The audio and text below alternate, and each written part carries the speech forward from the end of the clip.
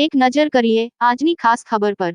સાબરકાંઠા જિલ્લાના વિજયનગર તાલુકાના કોડિયાવાડા ગામમાં આવેલી ડી.કે. સોલંકી પબ્લિક સ્કૂલમાં શિક્ષક દિનની ઉજવણી કરવામાં આવી હતી।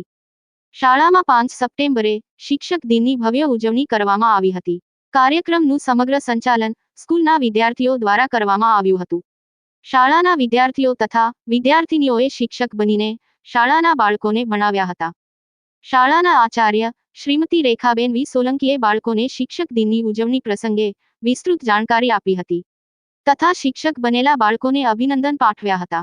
આમ સમગ્ર દિવસ દરમિયાન ડોક્ટર સર્વપલ્લી રાધાકૃષ્ણનની યાદમાં તેમના જન્મ દિવસની સુંદર ઉજવણી કરવામાં આવી હતી।